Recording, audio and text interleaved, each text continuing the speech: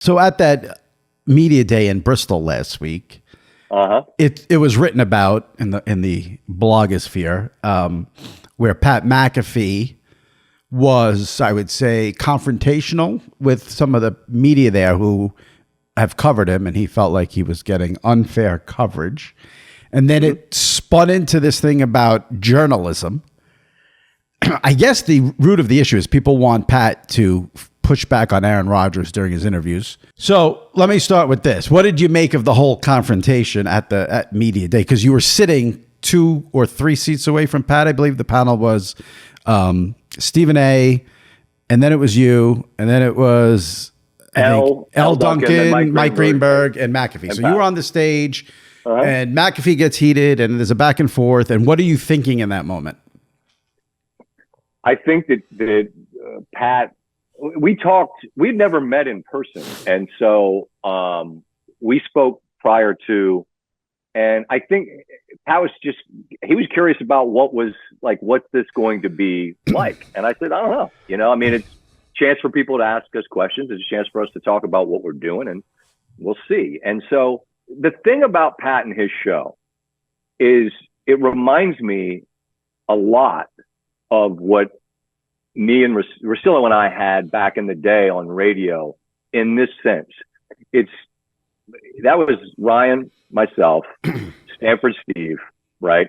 And then there were guys like Cerruti, who is with The Ringer now doing stuff and working with Ryan. Outsider Mike became a guy that people knew who was doing stuff on the boards.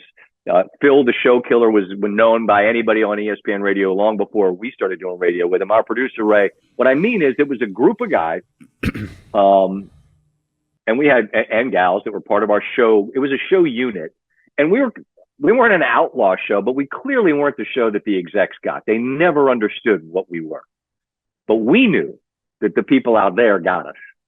And so we didn't give a shit if the suits got us or not. We were going to do our show. And still to this day, there are people that have like nostalgia for that show. So I relate to the idea of it's us against the powers that be. And I understand how that part of it, and Pat, it is Pat's show, and it's run on our network. So that's an interesting difference than a show that is on ESPN. And Pat clearly wants you, not you, Jimmy, but you out there to understand that this is our show. They just run it on ESPN. And so the question was about journalistic standards. And so to ask Pat and their show to do the same show that Bob Lee would do on Outside the Lines that's not what it is. But Bob doing Outside the Lines, and Bob's one of the all-time greats and a dear friend who I admire and appreciate. But like, Bob knows that my version of SportsCenter is not the one that he did. For Christ's sake, Jimmy, we're a sports book, okay? ESPN's a book. Right. The world's different. I'll say this. I understood the question because they're asking, like, should you be doing that?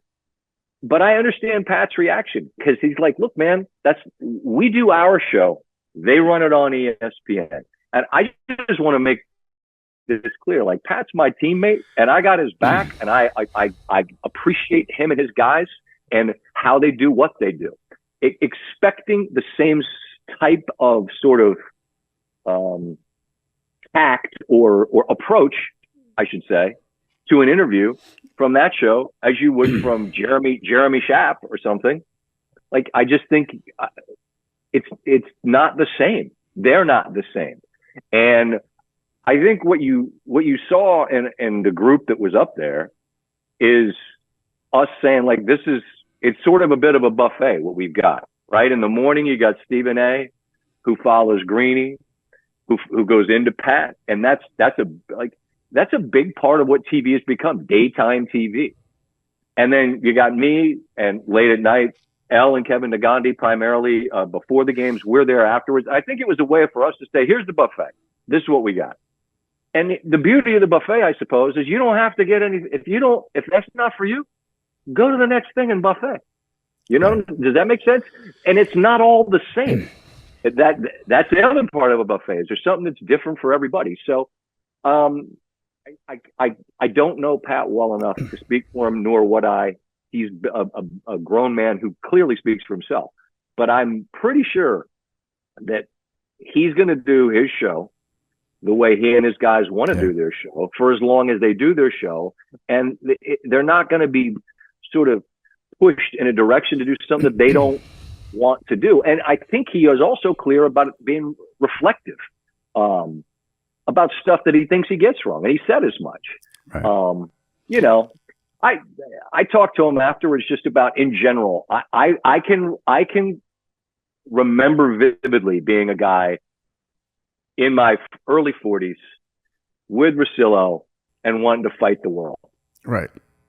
And at some point, that energy is wasted because ultimately, you know what you are doing and you're going to do it the way you want to do it. I think as long as people are fair, you know, his point, and he said it that day, he just doesn't want he doesn't want the way he's covered to impact someone who hasn't seen him from giving his show a chance. Right. So I don't know, man, he's my teammate. And I got his back. How was he after that? You said you spoke to him after. Was he calm or was he heated? Well, he wasn't heated. Like, okay. He was fine. It was fine. I think he's a guy who's going to defend his show and his guys and how they do things. And he did, but like, he didn't, right. I don't want to, I mean, we're friendly here, but like, I don't want you painting some picture that he was out there. No. Well, no, it was heated. It was aggressive, I would say.